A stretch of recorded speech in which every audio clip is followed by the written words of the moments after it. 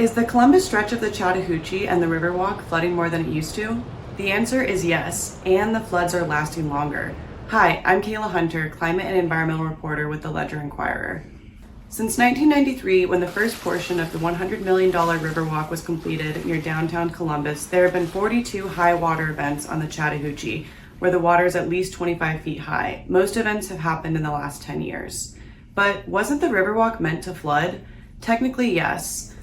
Billy Turner, who led the construction of the Riverwalk in the early 90s and previous president of Columbus Waterworks, said that the river was designed to be flooded and was told to expect about 2 per year. But the average in the last 10 years is now 4.5 days per year.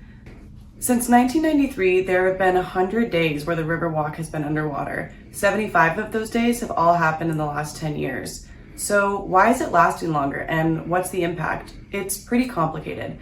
One hydrologist who studies extreme weather and flooding, Gabriel Perez, said that one of the most difficult things to answer is whether rainfall can equate to stream flow, especially because the Chattahoochee is such a long and big basin. There is an increase in heavy rainfall events in Columbus, specifically since 2009, and an added wrench is climate change. Scientists know there is more water vapor on a warming planet, and they know through using climate models that extreme, heavier downpours will continue.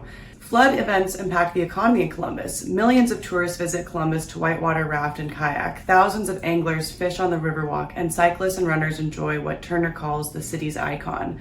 The Riverwalk is starting to see damages. This past spring, the river reached 35 feet in height, drowning the Riverwalk.